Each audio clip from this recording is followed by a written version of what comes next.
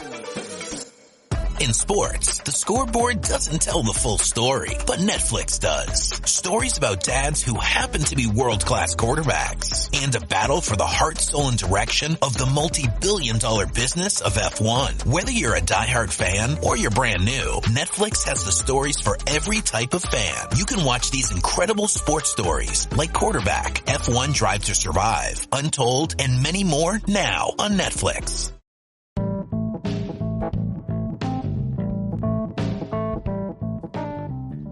This is the Scarlet Supporters Podcast. You can contact us on all the usual social media platforms, or you can email us on scarletspems@gmail.com. Enjoy the show. Hello and welcome to this week's edition of the Scarlet Supporters Podcast, or as it will soon be known, Scarlet's Fever. We are in the midst of moving it over and renaming it. So normally I'd introduce Martin. Martin is away babysitting this evening. First week of school, kids throwing up, shoes not tidy, uniform missing, usual sort of thing. So Martin's not with us tonight, but he might join us later. So it's just me and Hugh. So evening, Hugh, how are you? Good evening, Lee. I'm very well. I'm glad that I don't have any kids who are at school, and I'm happy to be here talking about rugby instead. My youngest daughter, so my two eldest are away in university, or about to be away in university, and my youngest daughter is of an age now where the skirt that she wears when she leaves the house in the morning is touching her knees. And by the time she comes home in the evening, that skirt is, well, it's an extended belt.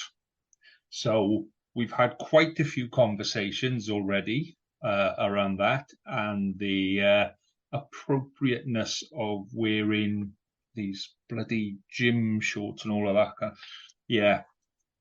Don't have girls. Don't have girls. If you've got girls, send them away to school or something, because the amount of headaches and arguments that girls cause, just unbelievable, mate. Unbelievable. And there are certain people out there that will be then they'll be sitting there and going like, oh yeah, you let me tell me about mine. Yeah, I can guarantee it. So anyway, how's your week gone, my friend? My week's been good. I've been loving the World Cup. I've watched every single game. I've got all these part-timers telling me that they've missed ones. They didn't fancy watching Japan versus Chile or Italy versus Namibia. I'm like, they're the best ones. Yeah. They're like the little, it's like they're like in a packet of chips and you get all the little shriveled ones at the bottom. They're like them. So I've been loving the World Cup. Although I did have a bit of an incident watching the Wales game. I might have mentioned this last week. I'm not a good watcher. I get very, very tense. And as we'll come to talk about, Wales versus Fiji games are the tensest of games. Mm-hmm.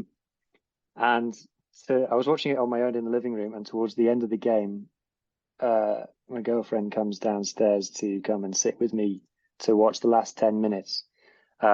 And I explained to her that I was in no condition to be sat next to or spoken to. And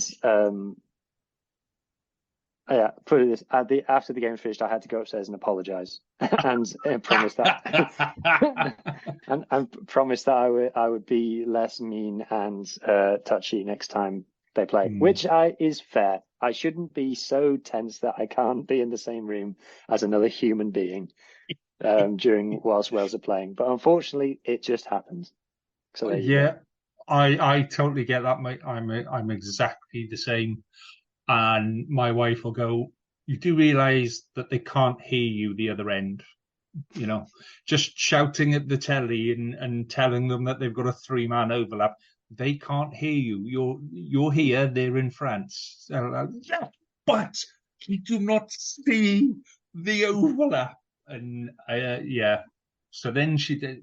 So what mine decided to do, seriously, with 20 minutes to go, she said, "Oh, how long left?" So I was just about 20 minutes. No, we're at that 20 minutes. So we were still comfortably in the lead, but then they just come back and they scored once. So it was like, this is getting nervy now. all right, I'll just see what's on there. And she put the TV guide on to see what was on later. Like, wow, whoa, what's going on? It was and she does it to wind me up. And she's, oh, did you want to watch the rugby? Yes, I wanted to watch a rugby, woman. It was good fun. So I actually preferred the Chile games. You can watch the Chile. Who was it? Chile and Japan, wasn't it? Yeah, Japan. Yeah. Yeah. I really enjoyed watching that game because you got nothing invested in it.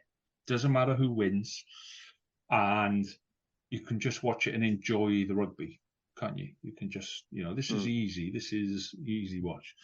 So Saturday, I had to take my eldest son, my first son, back to university. So I kind of got most of the island game in between my phone and various televisions around the halls of the university and all that kind of stuff. And then we had to go shopping. Right, so this is in Swansea. He's in Swansea. We're driving down from the like Swansea station, that main road down to Swansea Marina, right? And without a word of a lie, there was a guy who was walking in the road, not on the pavement. There was a perfectly good pavement there. So he was walking like along the outside of the cars, yeah. And this is it was 2 miles from the marina. And you can't like sunbathe or swim in the marina. So he's a good 4 or 5 miles away from the beach. So there's a guy who's about, I don't know, must be 60, wearing nothing but crocs and a set of Speedos and some sunglasses, walking up Swansea Main Street, happy as Larry, whopping great big smile on his face, giving it the, hey, look at me. And I'm like, when you're driving down, like the wife was driving, I'm still not allowed to drive. So, and there was no traffic or anything, but she stopped. And we're both looking at this guy walking past, and he's kind of like, hey, hi. And we just kind of looked at each other and went, okay, yeah, drive on. And it was like, did that really happen? Whatever meds he's on, let's all get some. Yeah, and that's what I was thinking. I was like, there's a little bit of me kind of going, when I get to his age, which is worryingly close every now and again, but would I have the confidence to walk down Swan? I don't think I'd have the confidence to walk down fully clothed wearing Crocs. Do you know what I mean? Let alone just Crocs and Speedos and nothing else. So it kind of distracted me from the rugby for a few brief minutes. 2 seconds. But it was one of those, what the hell is that? So, so that was my high point of the week. That was the high point. But so what have you made of it so far? What have you made of the World Cup so far, mate? The matches, it was kind of a weekend of two halves, but one of the halves was in the middle. So obviously Friday night was really good. Really enjoyed that game. It was the big occasion and it really delivered. It was the opener I think we were all hoping for. The Saturday games I thought were all pretty disappointing. I thought Italy Namibia was okay. I enjoyed it well enough. Obviously, I think Ireland versus Romania was just a shame. Yeah, it's not nice to see any team at a World Cup take 80 points. It shouldn't be happening, really. It was a mismatch of teams. Obviously, Ireland put out their first choice, and Romania, bless them, are not going through a great spot at the moment in terms of their team selection and what's going on with their coaches and things. And then Australia versus Georgia. I thought Georgia will be gutted because I thought that they didn't make Australia work for the win, and I thought Georgia just kind of, they had all the ingredients, they had all the right ideas, they knew what they wanted to do, and they just messed it up. So I think if that game was played again next week, I think it might be very close to a different result. I just think Georgia just let the occasion get to them, and they had some brain farts and things. And then obviously there was England versus Argentina, which was nigh on unwatchable for more than one reason. So it wasn't good rugby, but I don't know, mate. So I've had my say on another podcast about ITV. Mhm. Come on, mate. Give me both barrels for your thoughts on ITV. Well, as in I'm looking forward to hearing this. the coverage and the commentary and all of that kind of stuff. Just the package. The package, crap. I can't get on with it. And it's I quite like Flatman. I quite like David Flatman. He comes across as very well when he's being interviewed. Just I don't know. He comes across as it's all too scripted. Do you know what I mean? It's not like sitting there having a chat to your mates. And the people he's interviewing, the people that are on, are pretty much, he knows them. He's played against them. He's played with some of them and all that kind of stuff. So, yeah, and it just doesn't come across natural. And then the stuff around the stadium, I don't know, the sound in the stadium doesn't quite work. And the commentary team I watch it on mute. I do. I watch the England game on mute, and I was trying to find it on radio. I think it's on Sport Radio now. I didn't find that out until after. So yeah, it's just I don't know. It's disappointing. But this goes back, right? This goes back way back. I remember watching ITV when it must have been the 91 World Cup, yeah, which was in England. Yeah. And they had a guy called Steve Smith commentating, who was an English scrum half. And England were playing Italy, and Italy were killing the ball. Every ruck killing the ball. And Steve Smith was up in arms, and the rest of the commentary, oh, you can't do that. You're killing the game. These are exactly the sorts of things that are destroying the game, and blah, blah, blah, blah, blah. And then England scored a try from the kickoff. Italy break up right up the middle, under the England posts, and it was the open side flanker. Can't remember who. It might have been Robinson at the time. Dives on the ball, offside position. Now it'd be yellow card, it'd be penalty try, he'd be gone. Yeah, but back then, dives on the ball, kills the ball, and just sits there like that, and nobody's having this ball. Penalty Italy. And Steve Smith back then went, that's an excellent decision there. He did what he had to do. He killed the ball. He stopped Italy. And, he's only given away 3 points, not the try. And I remember being livid about it then, the hypocrisy of the commentators and stuff like that. And we haven't progressed past that. I listened to the first kind of 5 to 10 minutes, and England were poor. England were really, really poor. I haven't seen the stats about how many passes they actually put together, or how many passes went, how many sets of 2 passes, how many sets of 3 passes. And Argentina made them look good. So for me, the way the commentary team was, like I say, after the red card and all of that kind of stuff, and then I'd had enough. By about 5-10 minutes, I'd had enough. So I put it on mute. I was commentating in my head then. That was much more fun. Yeah. Because I didn't know half the names. There's the big guy with the beard passing to the Baldy, the short fat Baldy, and Baldy's having a run. So it was much more fun doing it my way. But what do you make of everything so far? Then the commentary, the presentation from ITV. Well, there are people on ITV who I do like. Obviously, like Jamie Roberts, Sam Warburton, Philippa Tutiet. I think are all probably the best Welsh pundits they could have gotten.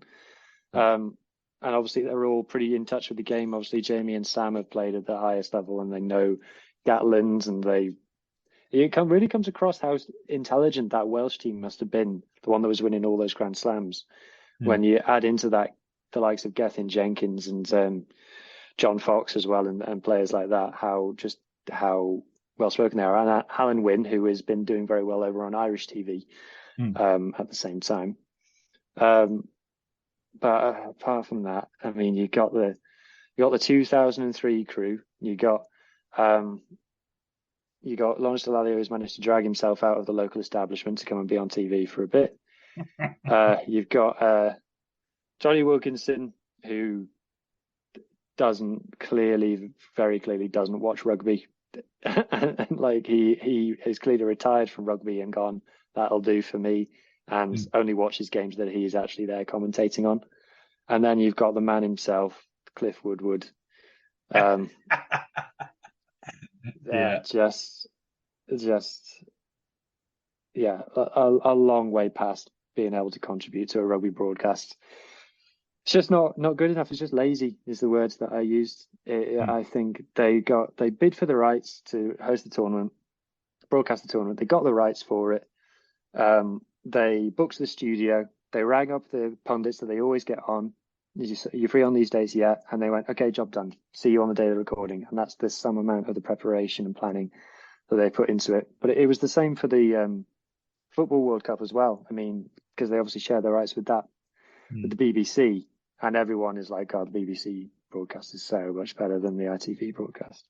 But the fun with some of the English people didn't end just on ITV, though, did it, Lee? There's been one or two on Twitter. There's this whole Wales are the bad guys thing been going around. Like, no, you're the bad guys, and you always will be the bad guys. But there's some English fans just feel so aggrieved that Wales won. I don't get it. And for me, I can understand being frustrated with it, but as an English fan, I can't understand why you'd get. If I was an English fan, I'd be a little bit annoyed, maybe at the ref and maybe at Fiji, because Fiji had 5 opportunities to run an overlap and score, and they pretty much screwed up the pass every single time. One of them was literally 4-on-1, and they threw the ball to the middle of the 4, and all 4 of them went, well, after you catch the ball up, and then they knocked the ball on, So I'd be frustrated at Fiji that they still should have won that game. It's a bit like, as a Welsh fan, we focus on the semi-final where Warburton tip-tackled and got yellow carded. We still had opportunities to win that game after. There were 3 clear overlaps that we ballsed up in that game that we should have scored. And Fiji are the same in this game. So as an England fan, I don't understand why they're having a go at Wales. And don't get me wrong, I'm loving it because I'm on Twitter and I'm bored and I'm going, right, let's see who wants winding up now. And top of the tree at the minute is Nick Knowles, and he's telling everyone that he can't be anti-Welsh because he's got Welsh family. So why are you saying all Everyone's the stuff? Got Welsh family. Yeah. But I tell you what, if I was him, I wouldn't want to be coming to visit his Welsh family next time he's down, somewhere around Swansea, that is. But, the guy's talking out of his arse about, why did Fiji get a yellow card so quick? Because the Welsh ruck was heading straight to the line. There was 1 defender, there were 6 attackers, and the Fiji open side came in around the side, dragged the ball down and held on to the ball. So if he doesn't do that, it's a definite try. Penalties at the other end, there were 4 scrum penalties. So I can understand why that might have been an issue for him. But if you look all through the game, feet are slipping. So the referee knows feet are slipping. That's on Fiji as well. They weren't in the last 10 minutes. They weren't just playing Wales. They were playing the clock. They needed 3 scores in 10 minutes, and yet they just kept going for scrums. And I was messaging people during the game. I was like, a couple of reset scrums works for us here, because if it takes them 5 minutes to score a try off a scrum, that suits us, because then they're running out of time. So that is kind of on Fiji a bit as well. So we've kind of strayed into talking about the game. I think what you said about Fiji could have won it, but at the same time, Wales never should have lost it, because we were 3 scores ahead with 10 minutes to go. Yeah. And this has become such a feature of this era of Wales, of ever since the Grand Slam decider that we lost over in France, where we were multiple scores ahead, and then we'd get like 2-3 yellow cards and we'd chuck it away. And then we did it again down in South Africa, where we were on and we got 3 yellow cards and chucked it away. Or what was the other one? Against Australia last year, where we were 3 scores up, 20 points up with 20 minutes to go and lost. Yeah. It shouldn't be happening. And you can see Gatland in his eyes. He's like, how is this happening? How are these players doing this? You can see he doesn't understand how the players are allowing this to happen. But for me, last team announced and it kind of came true. The starting 15 I'm fine with. It's the bench with Wales that I'm a bit worried these days. The players are good enough and talent wise, but they just don't have the experience and they don't know how to win. You know, winning's a habit, and in the URC, these guys are losing every game they play. And I think just that they don't know how to see a game out. They're not used to playing big games. It'll come. Yeah. But it just means that we're going to have a few heart attacks between now and then. Well, we used to have a thing that we call turning the screw. Yeah, which is when you get to that bit where you're more than 2 scores ahead and you're 10, 15 minutes from the end, you change the way you play the game. Yeah, so you can throw the ball about up until then. You can do what you need to do to get 2, 3 scores ahead. But you get to that last kind of 10 minutes and you have to go, right, okay, we're going to kill the game now. We're going to slow things up. We're going to slow lineouts up. Well, Elliot D tried that and got penalised. But, you know, we're going to slow the scrums. We're going to kick. We're going to just constantly ruck. We're not going to let them get anywhere near the ball. We're going to get them frustrated, get them offside, lovely jubbly, hoof it, line out, right, tight ruck. And we don't seem to have that mentality. We were still playing that last 10 minutes as if we were chasing the game. Do you know what I mean? We were still trying to go and score tries. Got the bonus point. We got the win. Scoring another try isn't going to do us any good, you know? So kill the game. And I don't think we know how to do that. I don't think it's in the mentality of the players to go and kill the game. Because we like playing. We like running at people. We like throwing the ball around. We like, we like playing the game the way it's meant to be. But this is a World Cup. And, you know, you got to get to that bit where you go, right, okay, kill it now. Put the ball over them, put the ball up in the air, put the ball back in their 22, force them to kick. You have to change that tactic. And we don't. And I don't know if it's not coached. I don't know if it's not something that we do anymore. I always found it really, really effective because you just hear the call, you know, you hear, right, turn the screw. And in your head, you're going, you know, I'm just going to tighten up the board. I'm going to make this really, really locked in. And you know then, as a forward, you don't need to be out in the middle of the backs. You can come in tighter because actually that ball is going nowhere. You know, we're going to go 4, 5, 6 rucks. And then worst case scenario, it's over the top. You know, so, yeah, it's really disappointing to see them not do that. But the bit that I found disappointing was there were 3 clear opportunities for Wales to put the ball over the line, you know, and some the one just before half time where Bigger starts shouting at George North wasn't George North's fault. So Sanjay goes to kick, screws up the kick, ball comes back to him, and as he looks to his right, you know, we've got a 4-on-2 overlap. Yeah, if you add Bigger, so Bigger is standing behind Sanjay. If you add Bigger, that's a 5-on-2 overlap. Now, no matter where you are on the pitch, a 5-on-2 overlap you're going to take. And the issue is that the pass comes out and the pass off Thomas Williams to Tompkins is behind him, so he stops. And he has to turn around, get the ball and go forward. He gets dicked. Everyone's in front, penalty. And you know, so I get why Bigger was angry, but that's a 4-on-2, 5-on-2.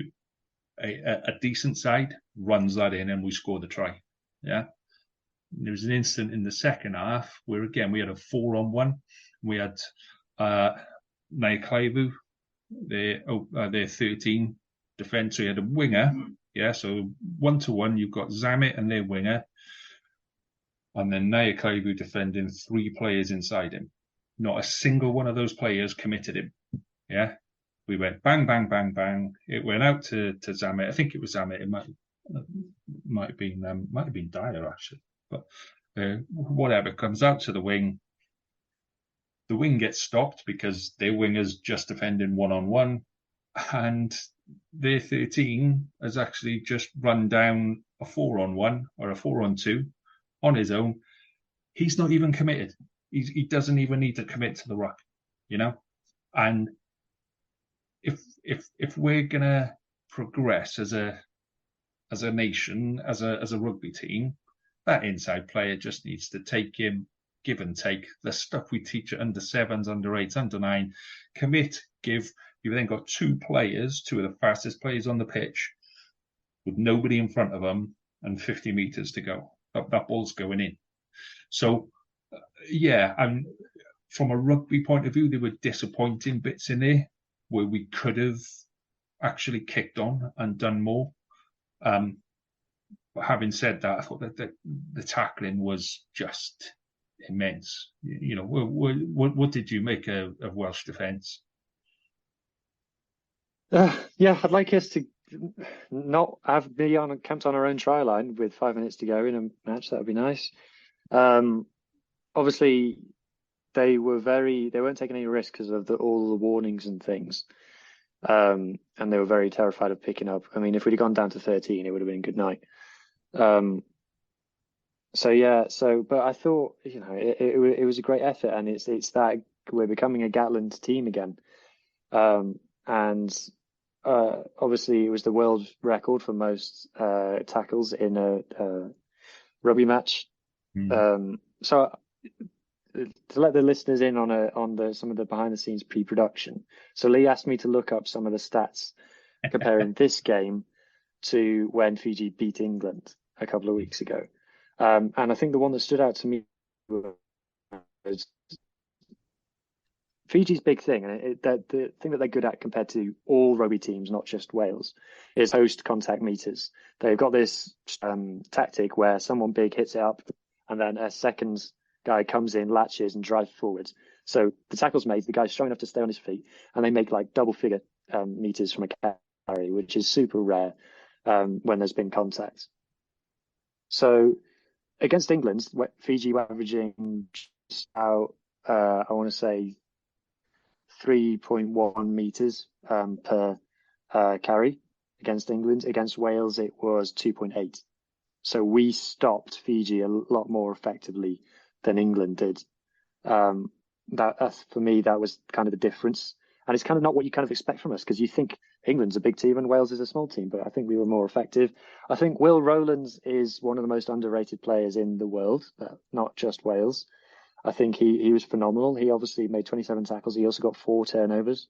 You can't replace that kind of an effort. It's mad that it took him so long to get noticed by Wales, and also he was qualified for England as well the whole time as well, and they didn't pick him up. And now look who their options in second row are. Those were kind of the big takeaways for me from our defence, was just the ability to stop Fiji when we needed to. And challenge them at the breakdown and things. I know I said just then that Roland got 4, but I'd like to see Jack Morgan getting a few more jackals in. I know he can do it. We've seen him do it. It's not a question of whether he can or can't do it. I just like to see him do it a bit more in the Wales shirt. But I will say just about him as well, he's going to be Wales captain for a long time. Ever since he's gotten that armband, the game against England, and now this game against Fiji, he has stood up and gone, I'm going to do this on my own at times, and fair play to him. So long may it continue.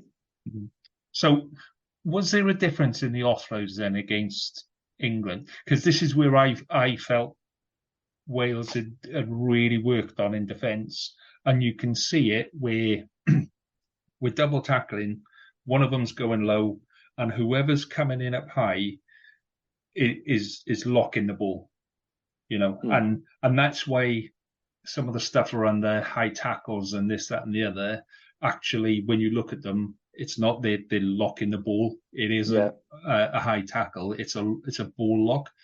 So that's where, traditionally Fiji have just got arms that are half the length of the pitch and just basketball throws here, there, and everywhere.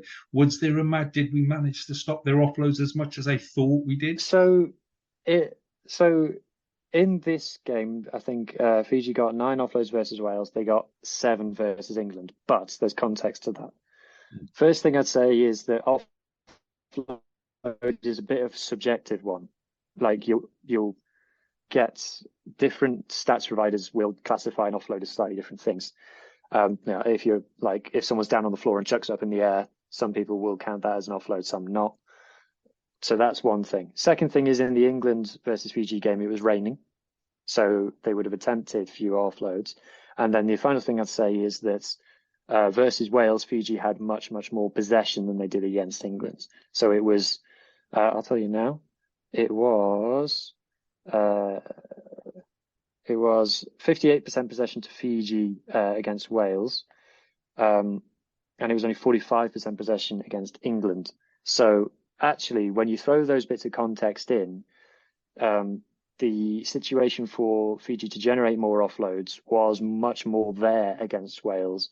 So considering that context, to only limit them to 9 compared to 7, I'd say is a pretty good effort. Effort. Yeah, again, it's one of those things about perception. I think I was expecting the offload. Like you expect it of every tackle with Fiji, and it's part of the joy of watching them to be able to see, like I say, great big arms that just seem to extend out like Inspector Gadget and just flick a ball here there, and you weren't seeing that against us. And I thought that was. I could definitely see where players are going in to lock the ball, and for me, that was a tactic that worked. It was definitely something that we stopped them playing the game that they wanted to play, which I think the pressure that we put them under probably forced the amount of handling errors that they had, because they were definitely not necessarily handling errors. Not all of them were knock on. Some of them were, they were passing the ball behind, or the ball was going across the floor. And do you know what I mean? So it takes the momentum out of the attack. So, and I think that came from just the sustained pressure that Wales were putting them under. But yeah, so let's look forward a little bit for both of them. So Fiji, I mean, the game everyone wants to see now is Fiji-Australia. And I think it's a bit harsh on Fiji. They play Australia this week, don't they? Yes. That's right. Yeah, they do. Yeah. So, they're 2 big games of their first 2 games. But I just hope they come and just destroy Australia. I really do. Australia are whinging about it already, about how Andrew Brace is reffing and he was born in Swansea and this, that, and the other, and just like, oh well, That gets thrown around a lot. The whole Andrew Brace was born in Wales thing. I've never seen a Welsh team win when Andrew Brace was refereeing. No. I swear he's reffed Welsh derbies and both teams have lost. It's a bit like every time Nigel Owens refereed the Scarlets, and he's literally 10 minutes down the road. His farm is 10 minutes down the road. Some days you can smell the cattle when you're playing, and every time he refereed us, we got absolutely nothing out of him at all.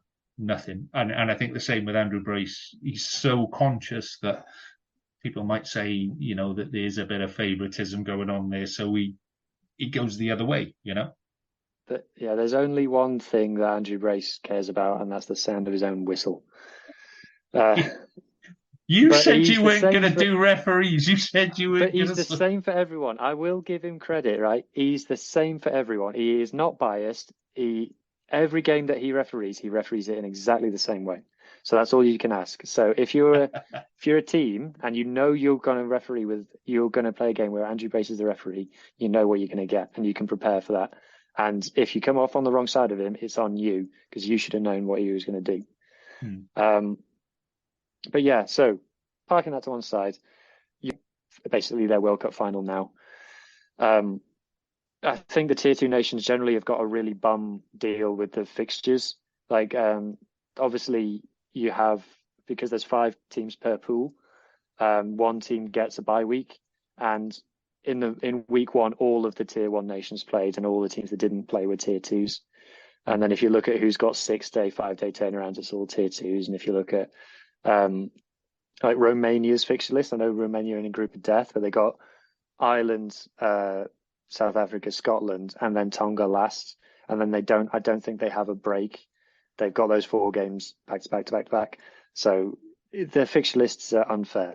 It's not random. And I think people do try and do the big teams favors with how the fixture lists are drawn, unfortunately. We just gotta hope. I'm a Fiji fan. Everyone knows I'm a Fiji fan, and I hope that they beat Australia. Like I said, I think Australia didn't really have to do much to beat Georgia. I think Georgia shot themselves in the foot. I was quite disappointed with the Georgia forwards in particular.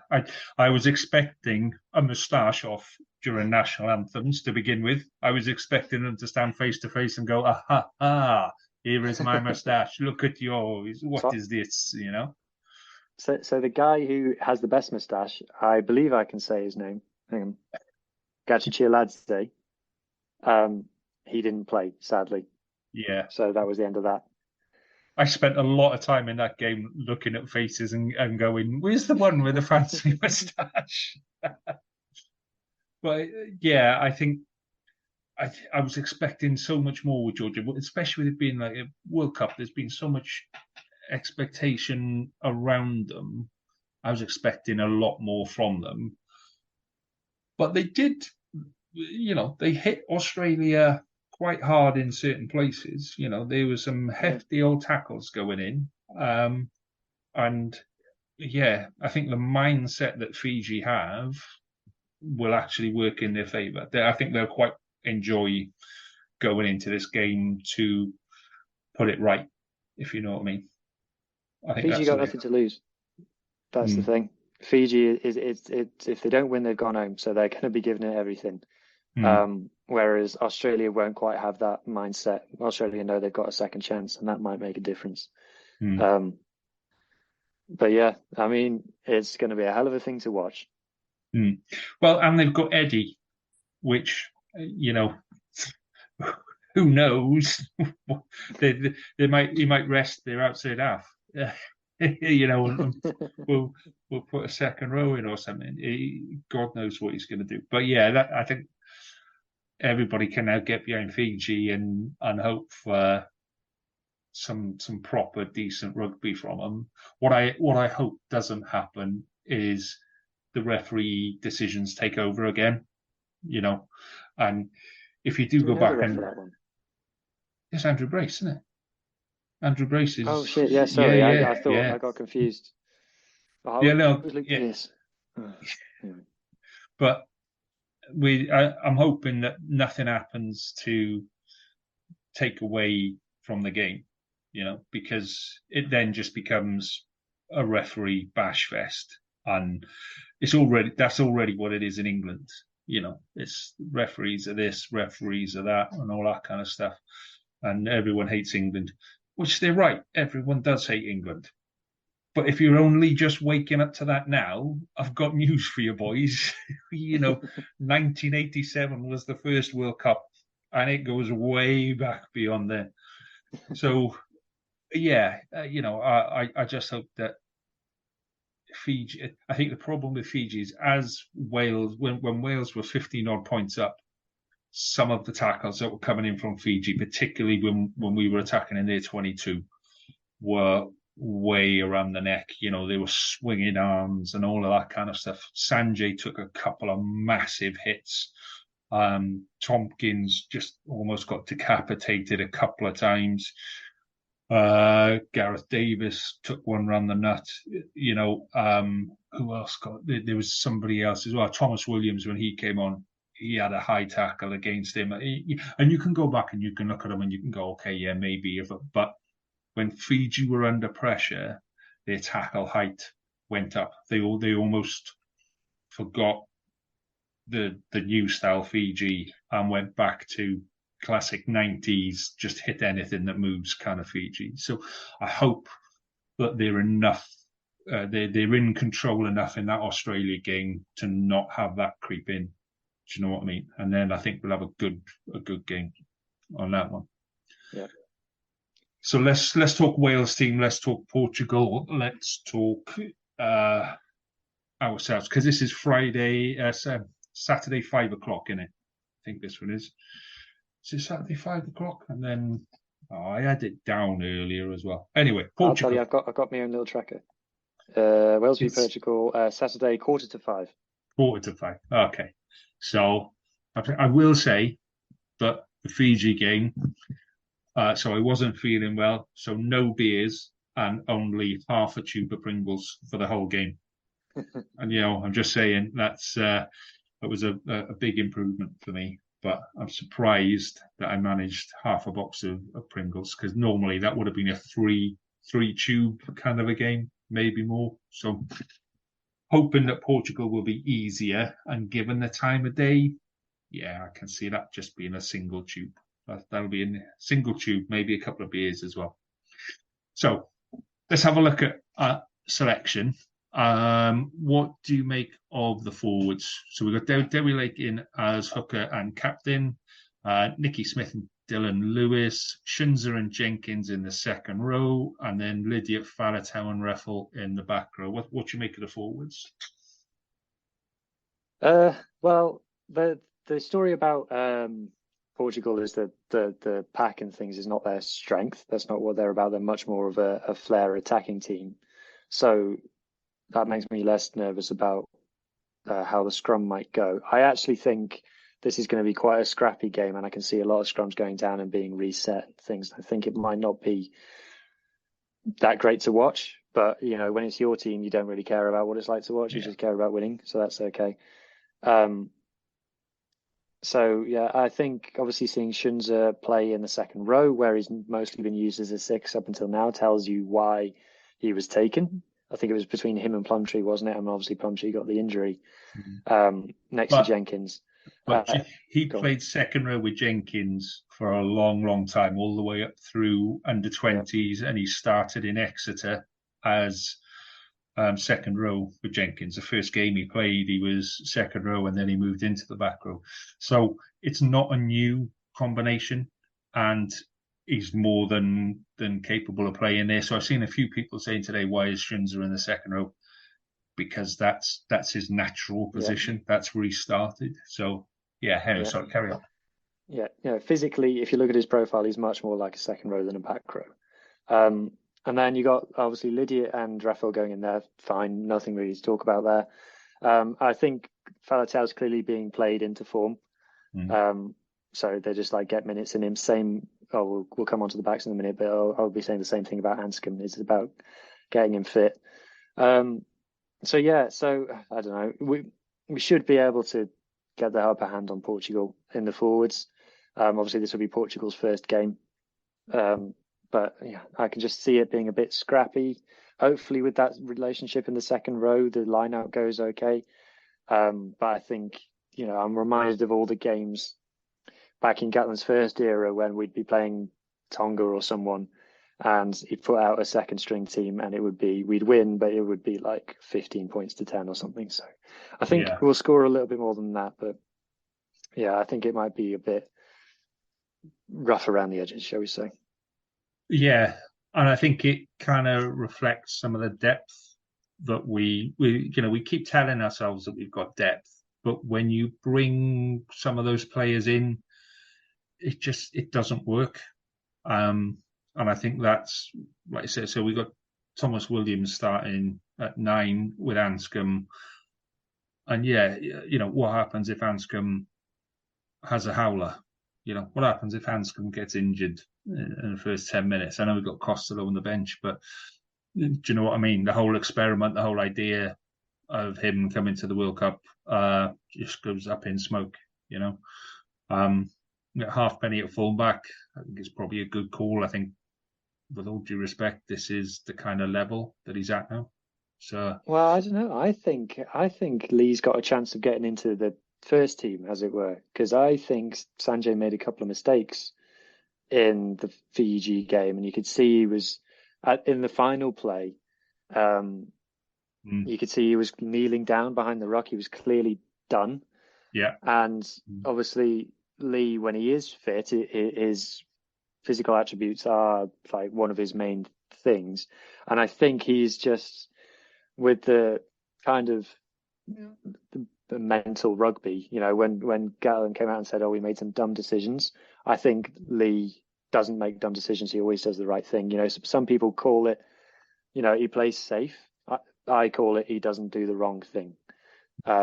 So I can see him having a chance of going into the Australia game as the starting fullback. Although, to declare my bias, Lee Halfpenny has always been my favourite player, so take what I say with a pinch of salt.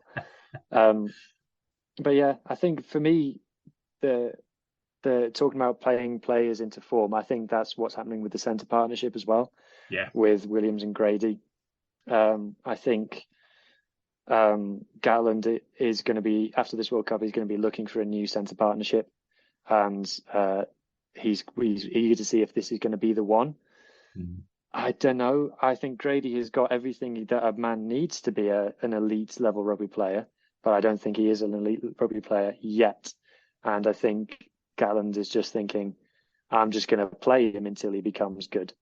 And I think Portugal is the kind of opposition where you can do that.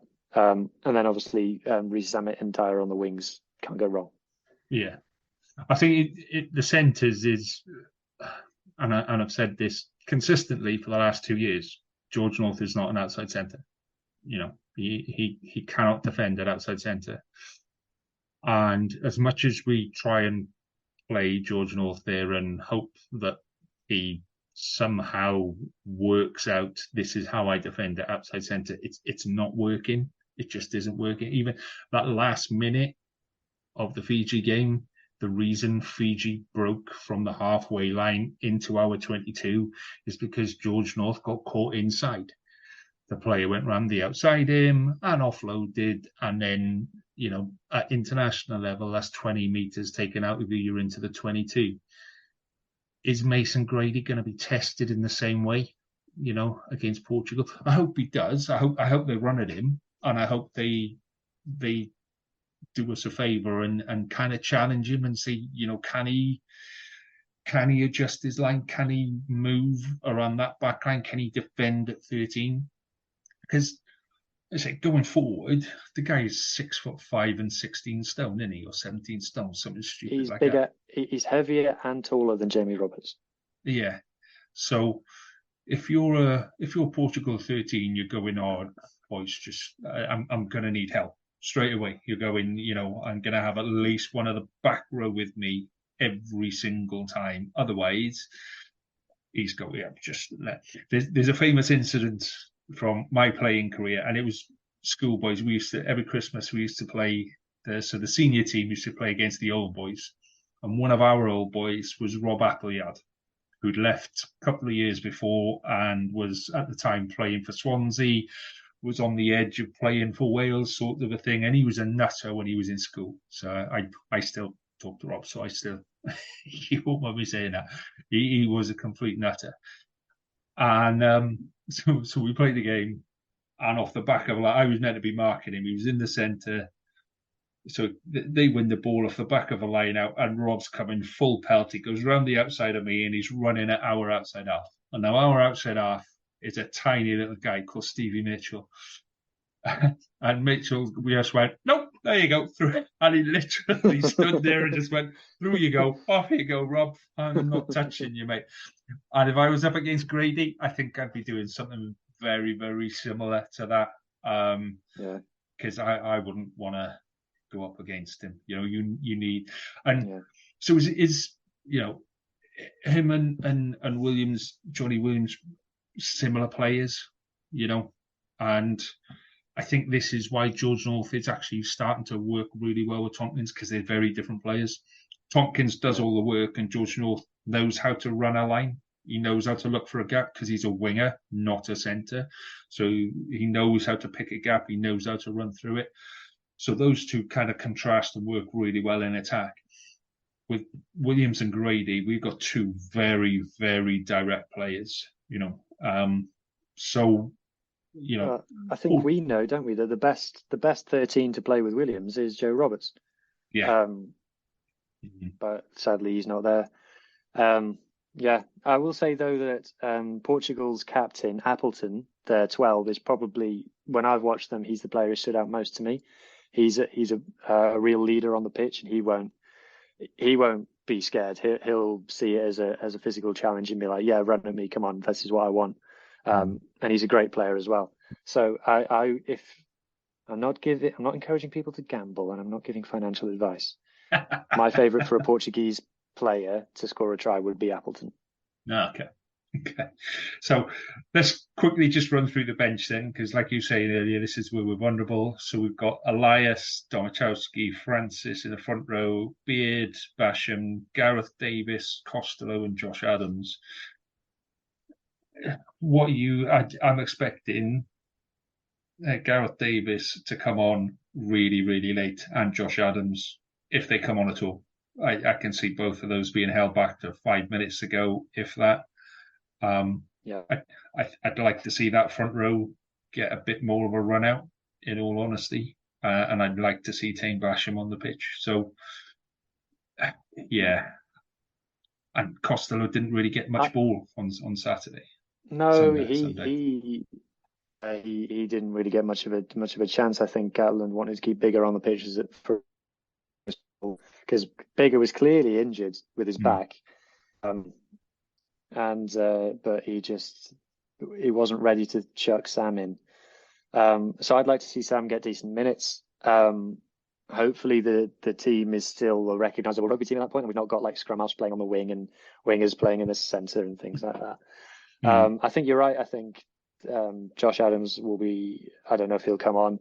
I think I'm not sold on Domachowski. He didn't stand out to me in the warm ups. Obviously, he made a mistake for when RJ Snyman made that break against South Africa. So he doesn't fill me. He doesn't give me the warm feeling at the moment. I hope that he does. I hope he proves me wrong. I hope every player that I criticise proves me wrong. But I just, I think you're right. I think we'll probably maybe see this 15 stay on, if not as long as possible, then until the game is like so far beyond Portugal that it doesn't matter. Yeah, I think we've got to be intelligent with. There are players there, like I say, like Basham, that we haven't seen yet, that probably deserves a good, decent run. Surprised that he's not actually on instead of. Is he an 8? Do you think Gatland sees Basham as an 8? He's a bit too small to play 8 at international level, but he certainly got the attitude. He certainly got the mentality of, I'm going to run at a brick wall and then dismantle it bit by bit. So, which, I always used to enjoy that bit of just give me the ball and let me run. And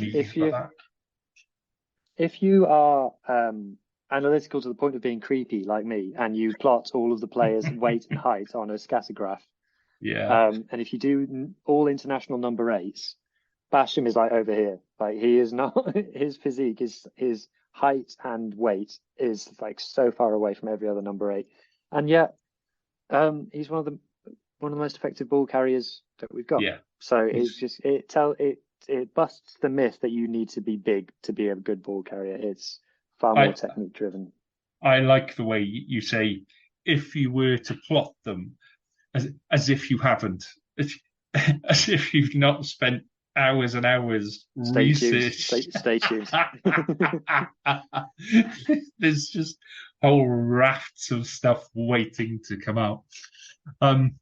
Yeah, I think it depends who you're playing against. In all honesty, I wouldn't want to go up against France or New Zealand or Ireland with a small back row. You know, having said that, Basham against England was causing absolute havoc for the 10 minutes he was on the pitch. So I think some of it is a mentality thing. Just give me the ball and let me run. And when you can see a bit of a tiger running at you, no matter how big you are, you know, you can see when somebody's just determined to come through you. So you've got to be ready for it. So yeah, I like him as a player. I like him as a six. I do. I think if he sticks at six, I think that's where we'll see him in future. But I wouldn't be surprised to see him at 8. I wouldn't be surprised to see him at 7, to be honest. Do you remember, this is completely off topic, but do you remember there was a test under Wayne Pivac where he picked the Dragons back row? He picked Basham, Moriarty and Wainwright all together, but they've been playing Basham as a 7, Wainwright as an 8 and Moriarty as a 6, but then Pivac swapped them all around. So when, I'm going to have the Dragons back row, pick them all together, but I'm going to move them all over. There you go. And that will work. And then it didn't work. I think as coaches, we see different things in players. And I think that's always been the issue, that we see certain players playing in a certain way. And, you know, when you put them into a different format, sometimes it works, sometimes it doesn't. You know, I still like having 2 7s on the pitch. 3 if you can get away with it. I genuinely do, simply because against the smaller sides like Portugal or whatever, having that amount of energy, and you know, Portugal know that if they're not on that ball, it's getting turned over, and we know that we've got, you know, a 30% chance of every ruck being turned over, then you can set your attack differently. So, you know, I do like that against. I know it doesn't work against every team, but against teams like Portugal, I would love to see Reffel, Basham, and one other. You know, I put Mason Grady in it. Morgan can play 8. Yeah, he could. But let's put Mason Grady in at number. Let's put George North in at number 8. Give him a crack there. See if he gets up. So anyway, that's the Portugal game. Let's do the important bit. Let's do a prediction. What's your score prediction for Wales Portugal? I'm going to go for, I think it will be a crap first half. I can see it being like 7 points to 6 in the first half or something. Do you remember, like against Uruguay last World Cup, something like that? And then we'll pull away in the final quarter, because that appears to be the trend for these teams, that they collapse after an hour. So I'm going to go with 31 points to 13 to Wales. A palindromic score, ladies and gentlemen. See, you've been on the dictionary again. So I have this feeling that Portugal are going to come out, and much the same as Uruguay did against Ireland, will, after 5 minutes, will be ahead. And I'm still waiting for a screenshot to put on a T-shirt of that Uruguay score. But Romania. Romania. So Uruguay was Stop the count. Yeah. But, you know, they've just come out and throw everything at it for the first 10 minutes. And after that, it'll start to get a bit easier. So I'm going to go for a biggish score. I'm going to go Wales by 35, but I think it'll be something like 55-20, something like that. I think they will get tries, particularly in the start of the first half, start the second half. We always just seem to start the second half really, really poorly. I don't know what happens when we come out. It's a bit like we forget that we're still playing rugby. So I think Portugal have got opportunities. I think we'll give them opportunities, particularly when the bench comes on. But yeah, 55-20 for me seems to be round about where we are. So that's the international stuff done. So just before we finish up for tonight, there is another game on Saturday that is on just before the Wales-Portugal game. So that is Scarlets against the Barbarians at Parker Scarlets. So anyone going down, the Wales game will be on in the barn after the game, and beer will be served at a lukewarm temperature if the last lot was anything to go by. But big screen, all that kind of stuff. So it should be quite good. And you said you checked today, Hugh, and it's not being streamed. Yeah. It's not being nothing, no? Yeah, I asked the Scarlets on Twitter and they replied to me and said, no, it's not being streamed or broadcast anywhere, which is a shame. You'd think, as I was saying to Lee before we started recording, you'd think that the Barbarians would have their own kind of streaming broadcasting arrangement because they would be playing games that for entertainment, and they've got a YouTube channel, so why don't they put every match out there? It's bizarre, to be honest. And we know, as we were discussing, that the Scarlets will be filming the game for their own analysis afterwards. Now, all I can think is there's some kind of thing with image rights that they decided they didn't want to mess with. But, well, yeah, it's just a shame.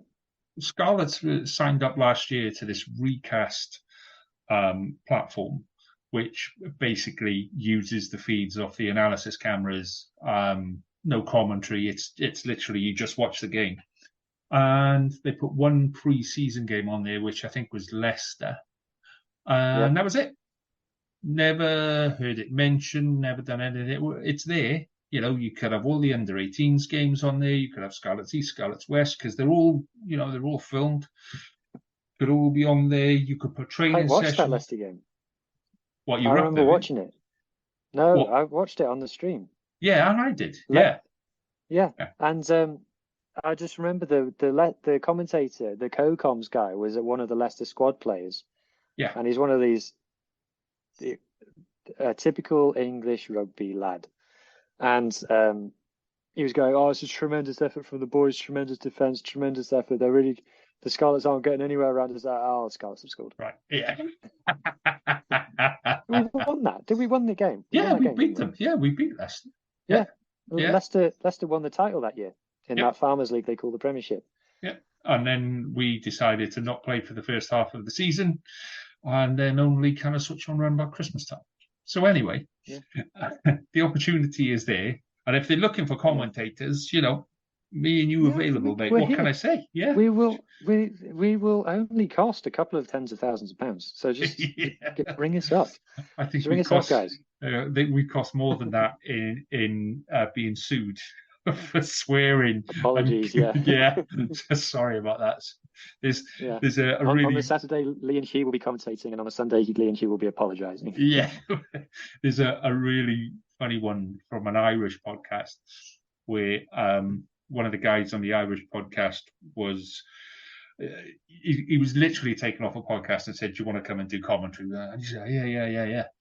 But it's a grown-up podcast, so there's lots of swearing on it. And they said to him, "You know, you're not allowed." They were saying to him, "You know, you're not allowed to swear. You're not allowed to swear." And I go, "Yeah. I've been practicing not swearing. Are you sure?" "Oh, fuck yeah." "Oh, no, you can't do that."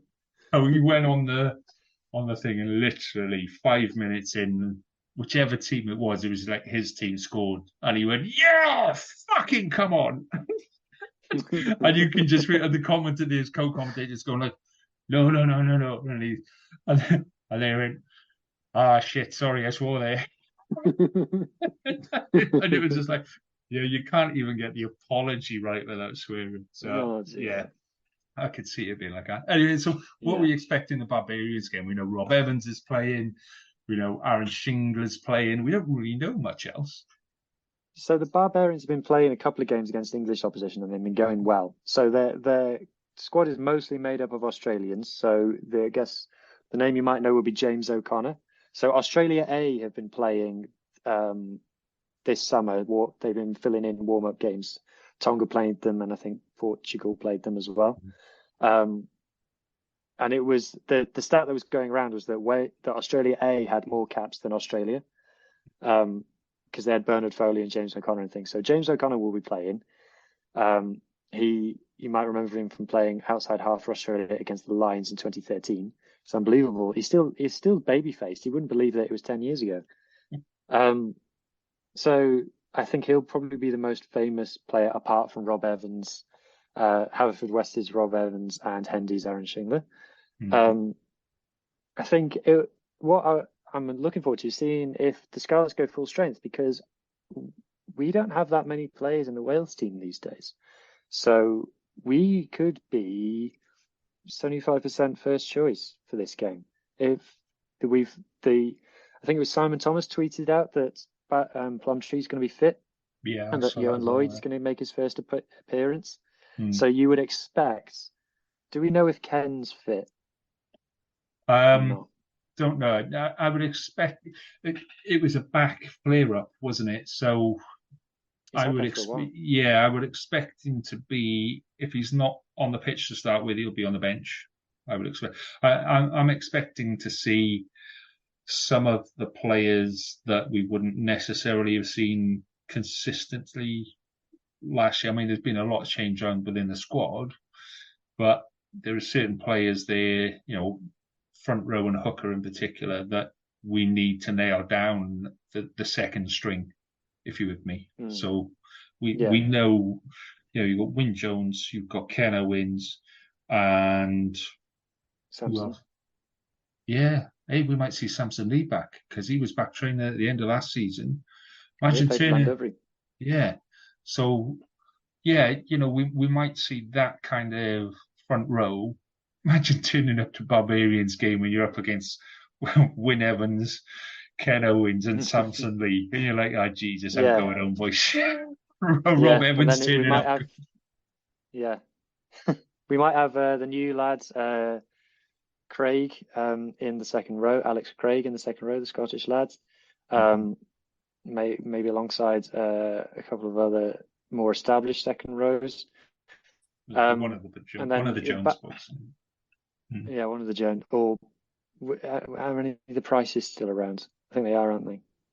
I can't remember which one. Look at my spreadsheet where I've got all this written down. There's a spreadsheet. There's always a spreadsheet. Like a Scarlet spreadsheet. Here we go. Locks. Jack Price is still around. Right. Okay. So obviously, Lousi and Fafita are both with Tonga. Yep. I have tickets to see Scotland versus Tonga in Nice. I'm going to wear my Scarlets hat, and I'm going to be cheering on Fafita and Lousi. I bet you get a photo with them after the game as well. I bet you, if you stand there with a big Scarlets flag or something like that, I bet you'd get a photo with a pair of them after the game. I'm taking it. I'm taking it. Yeah, stay tuned. Right. So we could have Wyn Jones. We could have Ken Owens if he's fit. If not, it'll be Sean Evans. We can have Samson Lee or Sam Wainwright or Harry O'Connor. They're all available. Harry O'Connor was the one I was thinking that injured last year, needed to come through. Yeah. You got Alex Craig, Morgan Jones or Jack Price. We could have a back row. We could have a full strength back row, I suppose, of Dan Davis, Plumtree and Tuipulotu. And then probably you would see Archie Hughes at scrum half. It's been pretty much said that Johan Lloyd is going to be playing fly half, and then it's a question, I guess, of if John Fox and Scott Williams are fit. Because Scott Williams was a weird one. He was signed on a 1-year contract. That 1-year contract ran out, and we haven't heard anything of re-signing, or we can assume that there's been an extension because he wasn't on the released list. So who knows what contract he signed, but he's just happy to be playing. That would be very bad. That would be very occasion, wouldn't it be? Like, what year is it? John Fox and Scott Williams.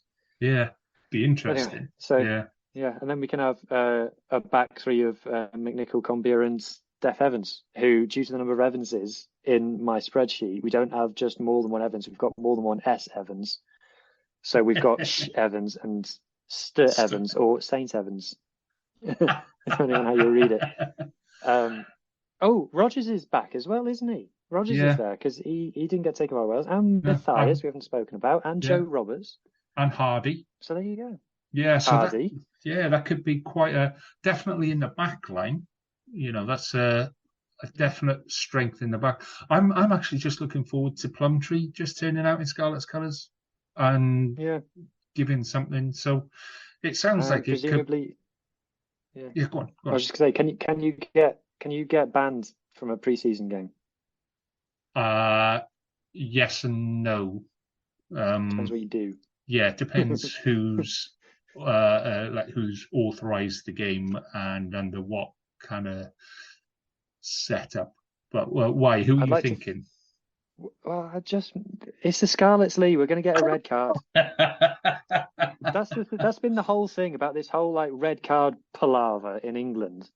Like, as a Scarlets fan, I've got no sympathy for any fan who's upset about a red card, because that's the thing with that whole Tom Curry thing, like going over old ground. I've seen red cards for the Scarlets for exactly that tackle. So when I saw it, I was like, yeah, that's a red card. Yeah. And everyone else is shocked, and I'm like, you need to watch the Scarlets, guys, because we pick up one of them every other week. But we went through the phase of picking them up, and then we actually learned our lesson, and we worked out that actually, if we keep doing this, we're gonna end up with no players. So And then Callum Mahoney punched Ross Moriarty, which was a mistake on reflection. But I just turning point of the season, mate. Turning point of the season, because everyone went right. And Callum Mahoney was a very level-headed, quiet guy, So for him to get wound up and turn around and punch someone, it was okay. That's the sign. For me, you could see the season changed at that point, where the attitude of the players was right. Okay, they're going to try. They were trying to wind us up, and they got to Callum Mahoney, and it was like, right, everyone kind of went behind the idea of this is what Callum Mahoney does, and stepped it up. So, yeah, and ultimately, we learned our lesson. If international sides don't, then they'll just spend more time being wound up by people like me on Twitter, which, I'm off work and I've got another week or two off work. So crack on, boys. I'm more than happy to I can tell you, daytime television is not what it's cracked up to be. I will sit there on Twitter and wind you up about red cards and yellow cards all day long, and it will not make a jot of difference what you call me. So it'll be fun. So that Barbarians game, I say it's a shame it won't be recorded and played on S4C even on Sunday. It's just there's nothing there, but it's a shame. But for those of you who are going, enjoy, have a good one. Sunday, I'm taking the other one to university, so I'm going to miss most of the Sunday games, and Saturday will be spent with me going. For crying out loud, I've been telling you for 2 weeks to put it in a suitcase. Go and put it in a sodden suitcase. So I've got a fun weekend coming up. Have you heard any rumours about ticket sales for this Barbars game? Because if it was getting close, I'd have thought we'd have heard if it was high demand. So that makes me worried a little bit. Yeah, I mean, I've heard a lot from Ospreys fans and Dragons fans about how poor ticket sales are. I've not actually heard anything out of Scarlets or anything like that. But we said this when the game was announced. It's not. You're in the middle of the World Cup. It's on a day when Wales are playing. You couldn't have put it on at a worse time. Saying to people, come and stand in the barn after and watch a big screen. If it had been the Fiji game, maybe. That's but you're not going to go and stand in the bar, and it's not enough to get you to go. Do you know what? I'll go and see it to watch the game in the bar after. So I mean, I wouldn't be surprised to see half full, if that. You're just not going to get that many people to travel long distances to watch this game. So you're entirely relying on 5 miles outside Llanelli, and best will in the world, in the middle of the World Cup, it's just not going to happen. So I hope I'm wrong. Don't get me wrong. I hope I'm wrong. And there's probably going to be a few people travelling, but nowhere near what we get for a URC game. And, it's not like they're playing one of the big French teams, or, it's not Leinster. It's not, Australia A. That would have been a better game. So, yeah, it'll be interesting to see, but I can't see massive numbers turning up for this game myself. Well, Scarlets, if you're listening, send me a free ticket. I'll go. You should have said I got offered free tickets. I'll live tweet the whole thing. Yeah, you could do it on Facebook. You could do a Facebook one. You could here's a selfie of me with a game in the background. Yeah. That'd be good. Yeah. But yeah. Righto, mate.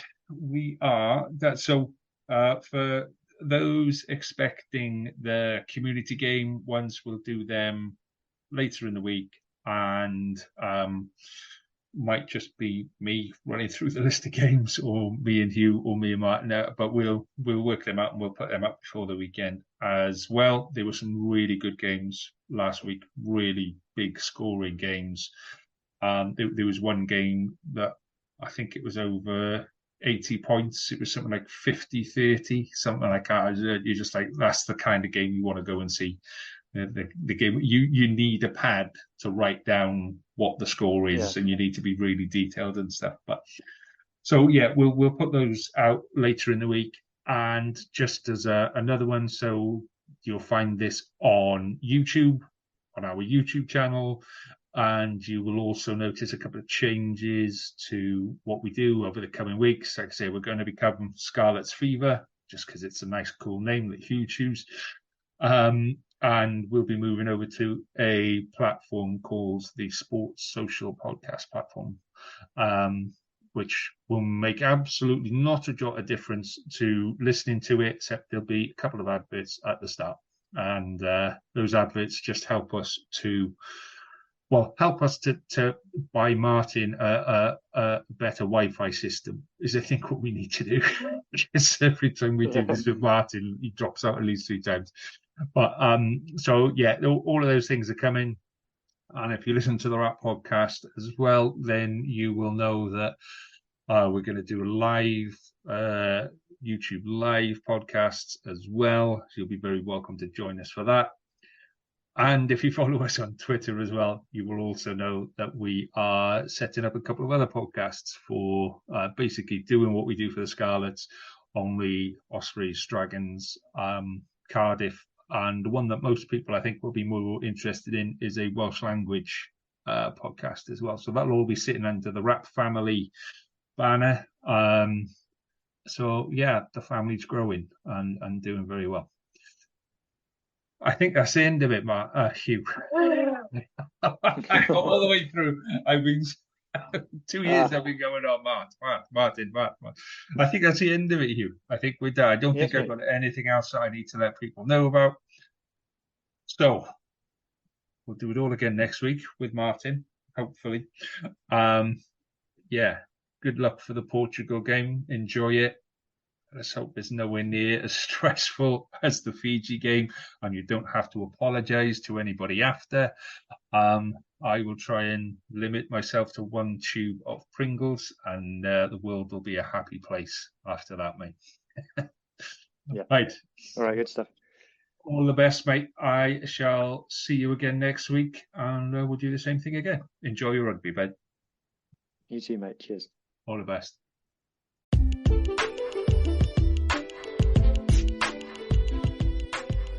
Thank you for listening to this week's show.